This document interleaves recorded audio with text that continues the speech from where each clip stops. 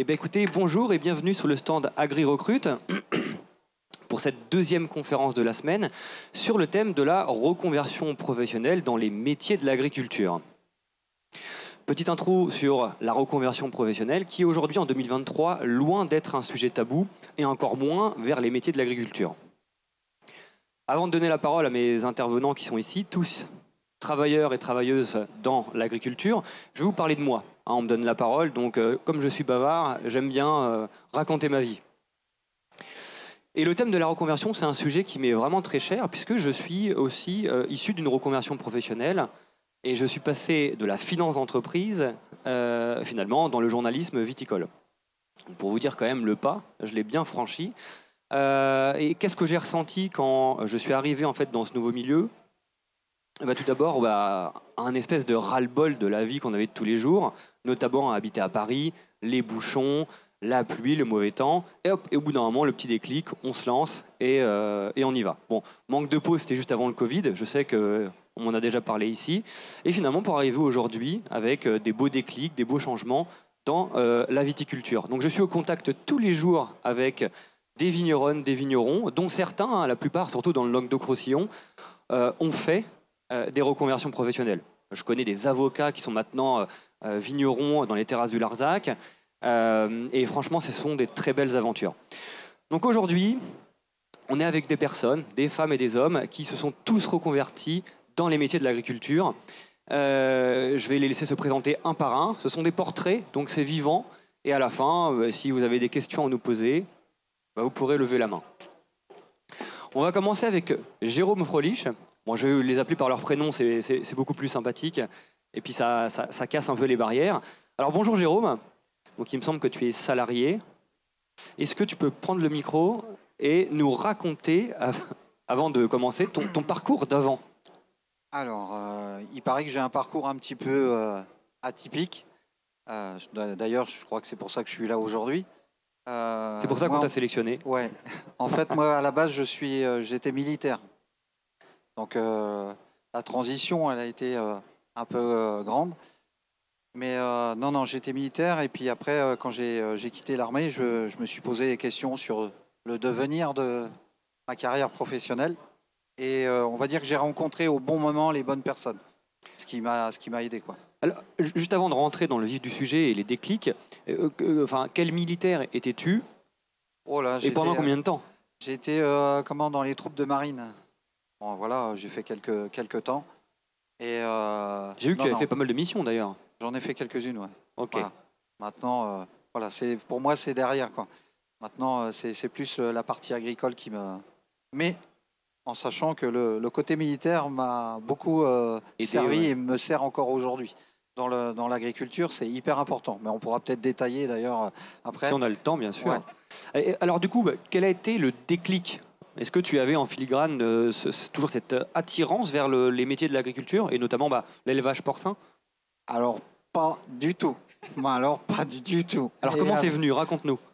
En fait, j'ai fait ce qu'on appelait à l'époque, j'avais fait un stage découverte des métiers de l'agriculture qui était organisé par l'ANPE à l'époque et les chambres d'agriculture, en fait. Et le but était simple, c'était de faire découvrir à différentes personnes les différentes productions, en fait. Donc, ça partait de l'élevage, des cultures... Voilà, quoi, et là, tu as eu un coup de cœur, quoi. Et en fait, non, moi, j'ai dit surtout pas le cochon. Surtout pas. Non, franchement. On vous avait dit que c'était des profils quand même intéressants. Ah non, mais je suis vraiment sérieux. Et non. Et on avait pas le choix. Il fallait vraiment découvrir, ne serait-ce que par curiosité. Donc, comme on dit, il n'y a que les imbéciles qui changent pas d'avis.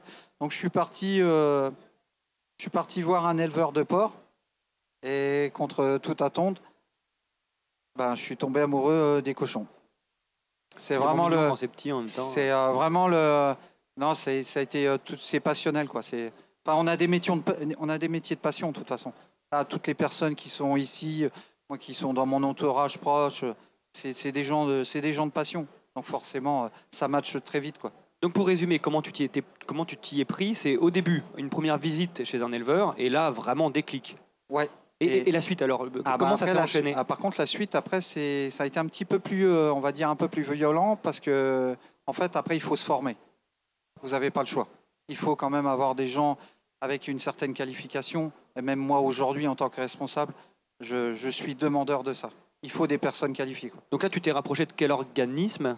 Quelle personne? Là, c'était avec le concours de la Chambre d'agriculture du Morbihan, en fait. Hein. Et je suis parti faire une formation à BPREA. Voilà, c'est un centre de formation avec un élevage à cette époque. Donc, il y avait carrément l'outil. Donc, il y avait la pratique et puis la théorie. Hein. Donc, ça, c'était la méthode géniale. Combien de temps de formation, du coup? Je crois que c'était 6 ou 8 mois. Parce qu'après, vous aviez des... Après, il y a, pour ceux qui veulent s'installer, donc il y a des prolongements par rapport au dossier bancaire et tout ça, quoi. Et du coup, tu avais quel âge à cette époque, lors de cette reconversion professionnelle? Jeune. Donc moins de 50 ans. Merci. Alors, raconte-nous aujourd'hui quels ont été finalement les moments et les épreuves les plus difficiles. Et ensuite, on ira sur le côté positif. Déjà, j'imagine le fait de se remettre finalement sur les bancs de l'école à un certain âge, après une première carrière. Ça allait parce qu'encore une fois, quand c'est de la passion qui parle, en fait, ça enlève pas mal de barrières. Non, c'était de savoir vraiment choisir son type d'élevage, en fait. Et en fait, moi, sans prétention aucune, j'ai touché à tous les types d'élevage, que ce soit petite taille, en bio, dehors, des grandes exploitations, avec salariés, sans salariés. Enfin, vous voyez, moi, j'avais besoin de découvrir, en fait. Donc, tu as un peu touché à tout pour voir vraiment qu'est-ce qui te plaisait. En production porcine, oui, j'étais même technicien pour un groupement porc. Et une dernière petite question. Financement, finalement, comment tu as réussi à tenir pendant cette période de transition? Est-ce que tu avais des aides, des subventions? Dur. Un peu d'argent de côté, j'imagine? Pas beaucoup. Bon, t'es vivant aujourd'hui, c'est que ça... en pleine forme. Bon, quel conseil tu donnerais aujourd'hui aux femmes et aux hommes qui ont envie de se reconvertir, mais qui n'ont pas forcément le déclic? N'ayez pas peur. N'ayez pas peur. Soyez curieux. Et venez nous voir. Okay. Venez nous voir. On a la chance d'être dans un pays qui... Venez nous voir. Enfin, je prône de ma kermesse, mais tous les ans, on accueille des jeunes, des gens qui sont pas issus du milieu agricole. Maintenant, je suis élu chambre. Voilà, on m'a aidé, donc maintenant, j'aide les autres. Tu transmets? À fond. Okay. C'est mon leitmotiv. Eh bien, écoute, merci beaucoup, Jérôme. De rien. Vanessa, bonjour. À toi de jouer. Bonjour. Donc Vanessa, qui est horticultrice, comme ça qu'on peut dire? Productrice de plantes à parfum, oui. Raconte-nous, toi, ton parcours avant d'être productrice de plantes à parfum. Alors, j'ai passé une bonne quinzaine d'années dans l'hôtellerie et la restauration, dans le nord de la France, puis dans le sud de la France. Et ensuite, je suis passée dans l'événementiel, côté son, lumière, vidéo. Donc très dans le service, secteur tertiaire. Très dans le service, dans le tourisme et dans le service à la personne, en effet. Tu étais où en France?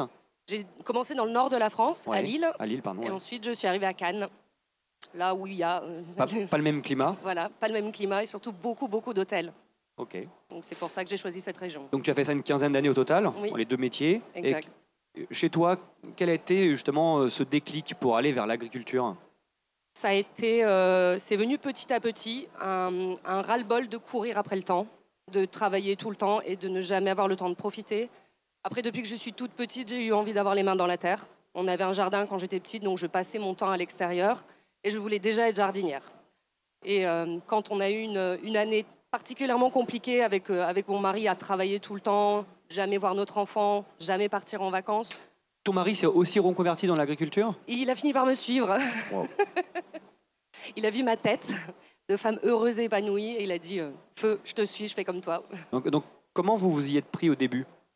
Alors j'ai déjà commencé par... Le parcours du combattant, raconte-nous. Le parcours du combattant, c'est très vrai. J'ai négocié une rupture conventionnelle. Okay. Et je suis allée frapper à la porte d'une conseillère Pôle emploi qui m'a gentiment dit si tu veux découvrir les métiers de l'agriculture, fais une immersion, 2, 3, 4 immersions si tu veux, va démarcher des maraîchers, parce qu'à la base je voulais cultiver des tomates, donc rien à voir.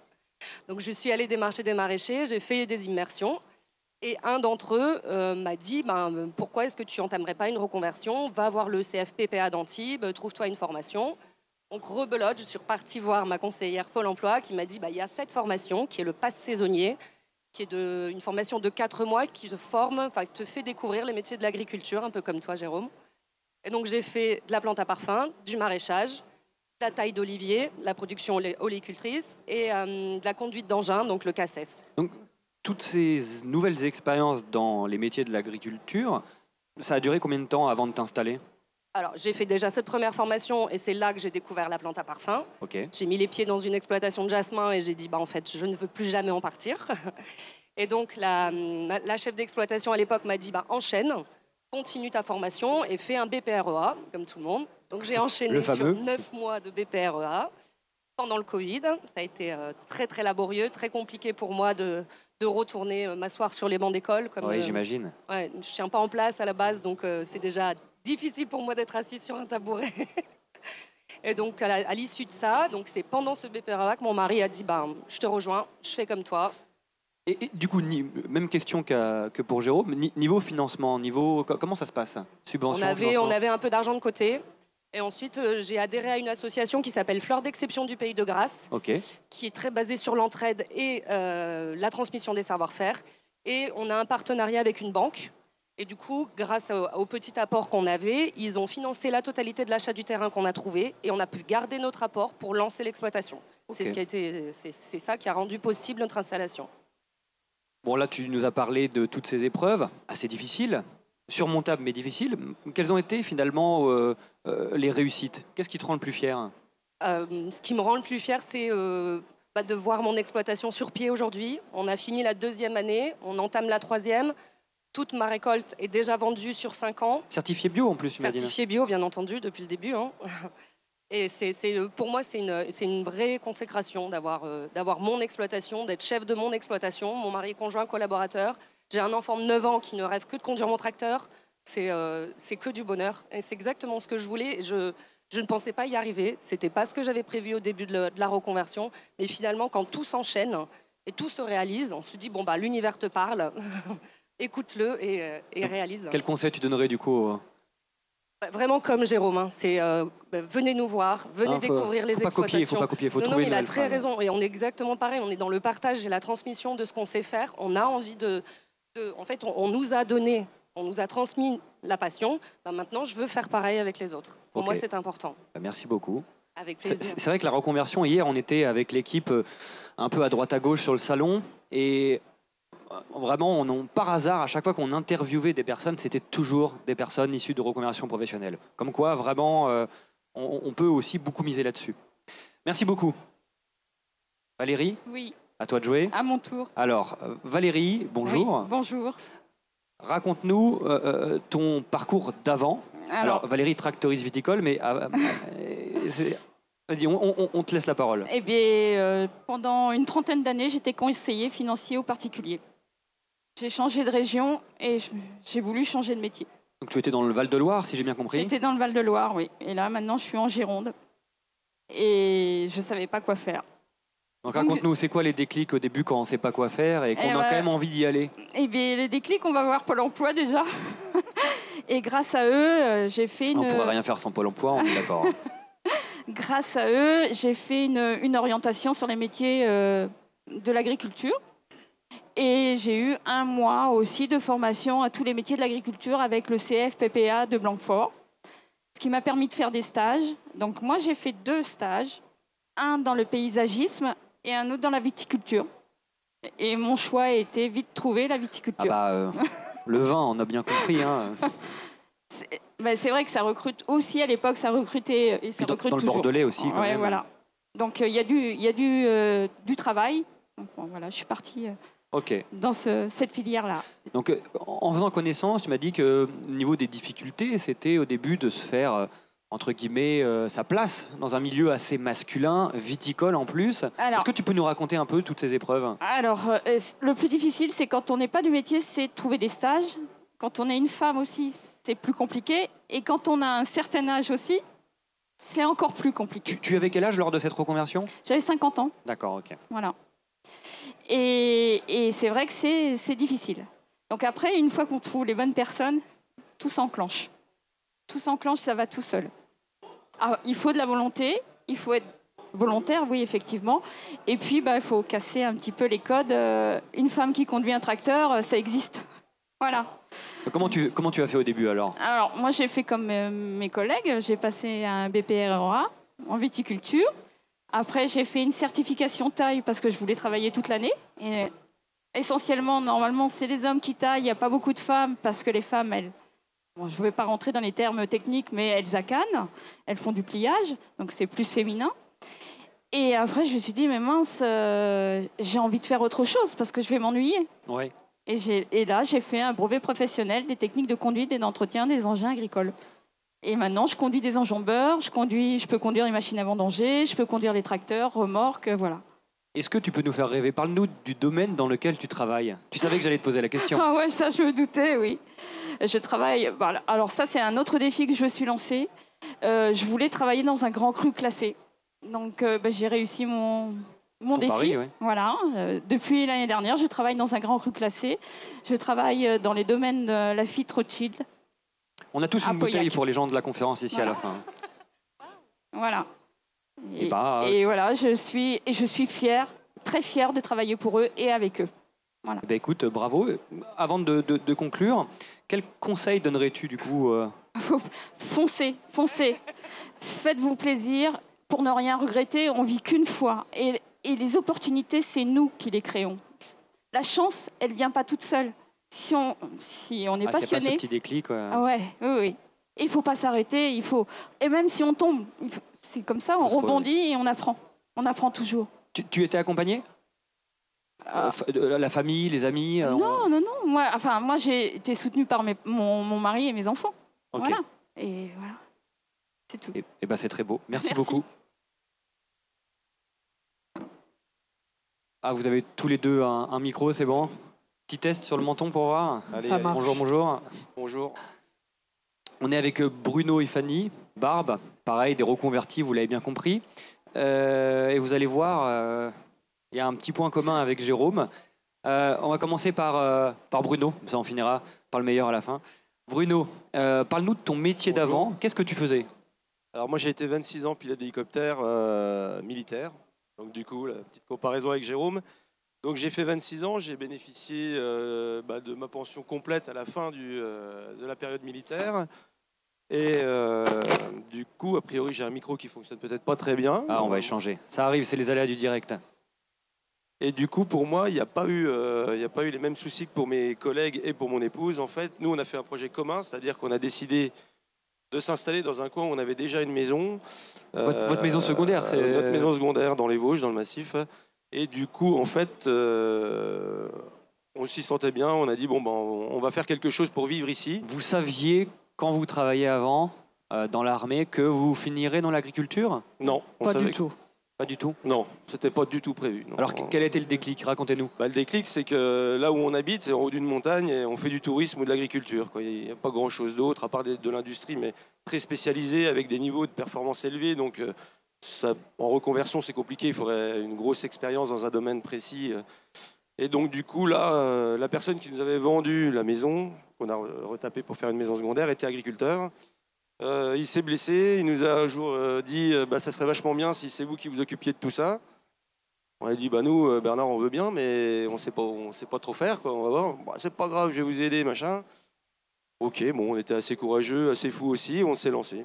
Et donc on a une exploitation de 60 bovins bio, en vente directe, et on exploite pas loin de 100 hectares, quoi. Donc, du coup, c'est pas mal. En 5 ans. Et on est super contents.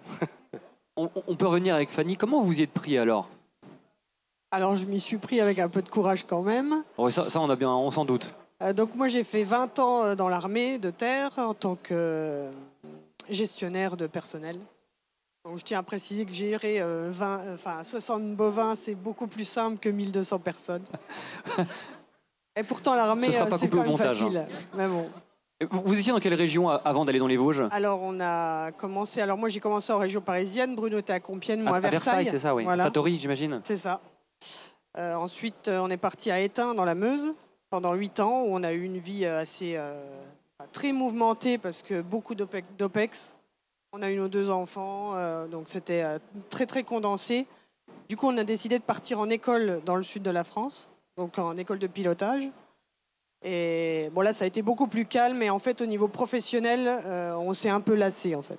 Donc du coup, moi, à 35-37 ans, j'avais envie de faire autre chose et de passer dans un univers différent. Donc à ce moment-là, le déclic, on l'a bien vu. Comment vous avez avancé? Quelles ont été, je ne sais pas, peut-être les subventions, les formations, Ouais. subventions? Est-ce que tu peux nous en dire un peu plus? Quand Bernard a décidé de nous laisser un peu tous ces terrains, bon, nous, on est des bons mangeurs de viande, on adore ça, donc on s'est dit pourquoi on ne ferait pas notre propre viande. Voilà. Donc ça a été le début de l'aventure. J'ai été à la Chambre d'agriculture parce que je savais qu'on avait droit à des aides en tant que jeune agriculteur et que je n'avais pas encore mes 40 ans. Et là, ça a été la course parce qu'il me restait 1 an et demi. Il fallait que je fasse mon BPREA. Il fallait que je trouve des stages. Qu'en même temps, j'enclenche ma reconversion au niveau de l'armée. Donc on a une super cellule reconversion. Hein. Donc l'armée nous permet nous attribue des congés de reconversion pour reprise d'entreprise. Par exemple, moi, c'est ce dont j'ai bénéficié. Ils sont quand même à l'écoute, ils finalement. sont super. Enfin, moi, j'ai eu une super conseillère. C'est pas le cas de tout le monde. Hein. Mais moi, à Draguignan, c'est Johanna Louis. Pourquoi tu rigoles, Bruno? Elle a été formidable. Ah, parce qu'en fait, effectivement, c'est quand même une question de personne. Il faut, quand on arrive, qu'on ait 2 militaires avec des situations très stables, avec déjà un niveau de notoriété conséquent.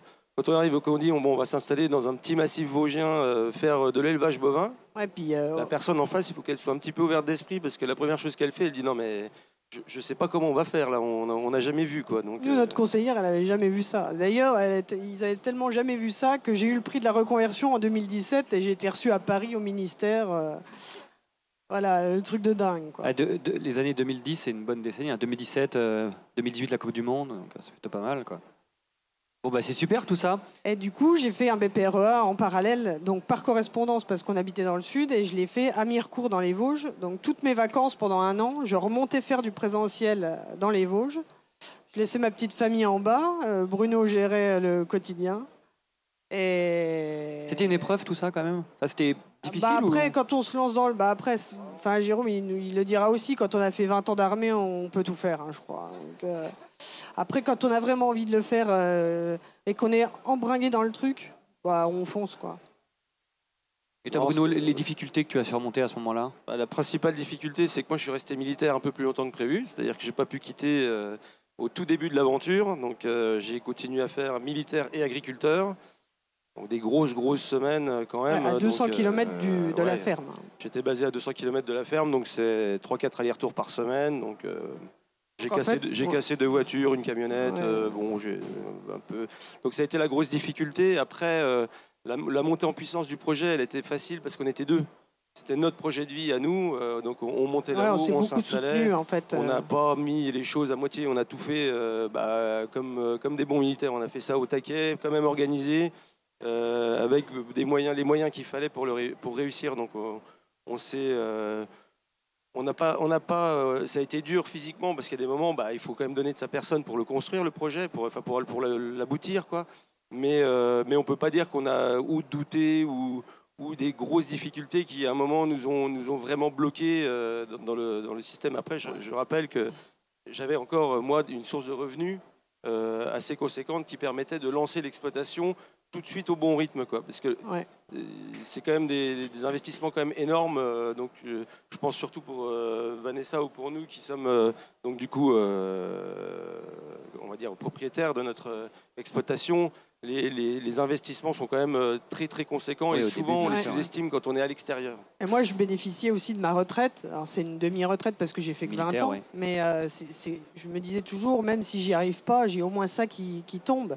Et comme notre projet a démarré quand même assez rapidement, on va dire en 2 ans, on s'est fait une clientèle et on a eu un succès à hauteur des Vosges, voilà. Mais aujourd'hui, on travaille quand même avec un chef étoilé. On a fait le salon omnivore, des trucs incroyables qu'on ne pensait pas atteindre. Je rebondis et je vais vous poser à toutes et à tous la même question. En 30 secondes, 1 minute, c'est quoi votre métier au quotidien ? Vos actions, vos missions? Bonne chance, vous avez 1 minute. Notre métier au quotidien, c'est gérer... En fait, nous, il n'y a pas de différence entre... Tu te lèves à quelle heure le matin? Oh, bah, le matin, je me lève à l'heure que je veux. Moi, je traite pour les vaches. Donc, Ok. ouais, je me lève à 6 heures pour emmener mes enfants à l'école parce qu'on habite en haut de la montagne et qu'il faut les descendre au bus. Donc, ça, c'est un choix. Et puis nous, on a une forte saisonnalité. Donc en fait, l'été, on va se lever plutôt... moi, je vais me lever plutôt vers 5h30. Et l'hiver, je vais me lever soit pour les enfants, soit sinon à 7h30, c'est très bien. Et ensuite, les bêtes, il faut les faire pâturer. Après, on nourrit, changer. on paille l'hiver. Et puis l'été, on fait du parc, on continue à défricher les parcelles. Parce que comme on n'était pas du milieu agricole et pas des locaux, bon, bah, le foncier, ça a quand même été un point bloquant au départ. On a récupéré que de la friche. Quoi. On a gros travail de défrichage et de nettoyage, donc on fait beaucoup de parcs. Quoi. Ok. Mais après, on découpe, on emballe et on vend. Ok. Après, de travailler au quotidien, il n'y a pas de différence entre notre vie de famille, enfin, on y est tout le temps, en fait. C'est un tout chez nous. Ok, bah, merci en tout cas. Valérie, une journée ou une semaine type? Alors je sais que dans la vigne, c'est quand même beaucoup de saisonnalité. Oui. Mais Oui. on va dire lors de la phase végétative, hein, quand les bourgeons, la feuille commencent à pousser. Raconte-nous une journée type chez toi. C'est se lever de bonne heure. C'est parce que moi, j'habite à peu près 50 km du domaine. Donc, j'ai quand même un peu de kilomètres à faire. Tu es dans le Médoc, c'est ça? Oui, oui. Et c'est prendre le tracteur, travailler le sol, voilà, et que tout soit en production correcte. Et on travaille aussi, on est plusieurs, donc travailler en équipe. Voilà, et c'est que du bonheur pour moi. Voilà. Je peux pas mieux dire. Moi, je m'éclate. Bon, bah. Je m'éclate, j'apprends encore plein de choses et j'ai encore envie d'apprendre plein de choses. Ouais, je pense que tu es dans le top 10 des personnes les plus heureuses aujourd'hui. Ouais, moi, je suis heureuse, oui. Bah, oui. J'ai réalisé mes défis et mes rêves. Voilà. Bon, bah, merci. J'ai choisi. Vanessa, une journée type alors pour toi, quand il y a la culture des plantes, hein. Oui, C'est-à-dire alors quand un il peu y a moins en hiver, quoi. la récolte du jasmin se fait très tôt le matin, avant le lever du soleil, pour garder l'humidité le plus possible. Et c'est une récolte qui est très longue puisqu'elle commence début juillet et elle termine fin novembre. Et c'est tous les jours, il n'y a pas de dimanche et pas de jour férié non plus. Donc tous les matins, on se lève le plus tôt possible, quand il fait un peu jour quand même pour voir la fleur. On récolte pendant 4-5 heures. Et ensuite, on fait un go fast jusque Grasse pour aller livrer la fleur. Ensuite, on rentre et on s'allonge parce que vu la position qu'il faut pour cueillir les fleurs, on on est bien courbé. Donc, il faut allonger son corps le plus possible pour le reposer, pour le garder en forme et le maintenir en forme pour toute la récolte. Généralement, on retourne dans les champs le soir pour faire deux, trois travaux à partir du moment où la fraîcheur commence à s'installer. Avec le petit coucher de soleil. Voilà, exactement. Bon, bah, ça donne envie tout ça. Mais venez.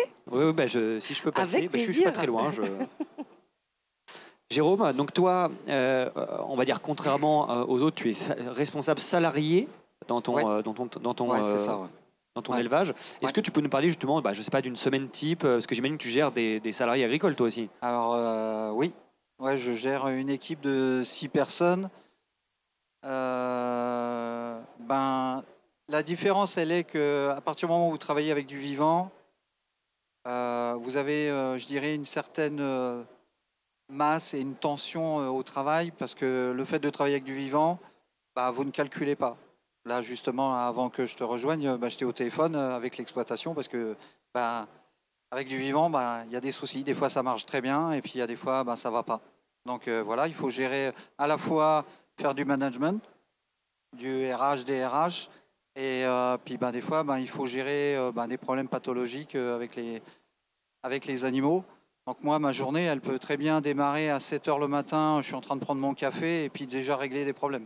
Parce qu'en plus, en étant salarié, moi, mes employeurs, je les vois une fois tous les 3 mois. Donc je dois aussi me rendre disponible et donner disponibilité à tous les résultats de l'élevage à mes employeurs, parce que moi, j'ai 4 employeurs.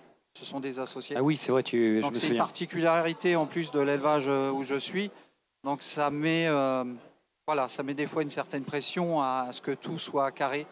Donc on garde encore quelques termes militaires et voilà, ce sont des restes. Et puis j'ai la chance aussi sur mon site d'avoir une collègue de travail qui me seconde et qui est fille de militaire, un colonel. Donc ça percute. Tous les et cochons ça marche, sont au garde à vous du coup, quoi. Ouais, on aime bien les choses. Comme je dis, en élevage, de la rigueur, encore de la rigueur et toujours de la rigueur.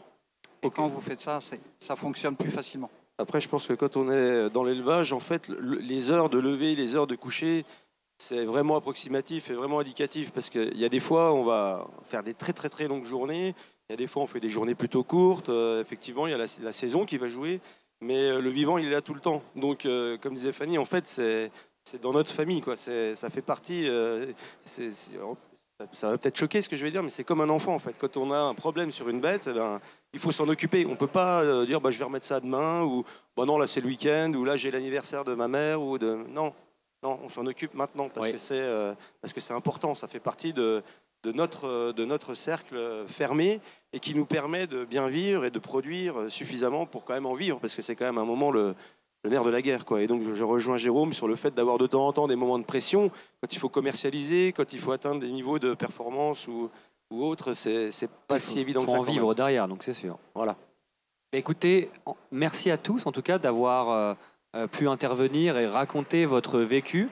C'est généralement les meilleurs exemples et surtout les meilleurs arguments pour pouvoir se lancer dans une reconversion professionnelle. Avant de conclure, est-ce que parmi vous, il y a des personnes qui souhaitent poser des questions à ces femmes et hommes qui se sont reconvertis? Pas tous en même temps? Eh bien écoutez, en tout cas, merci pour votre attention, pour cette conférence. Et je vous dis à bientôt. On est là toute la semaine pour des conférences sur les métiers de l'agriculture. Merci à vous en tout cas. Au revoir.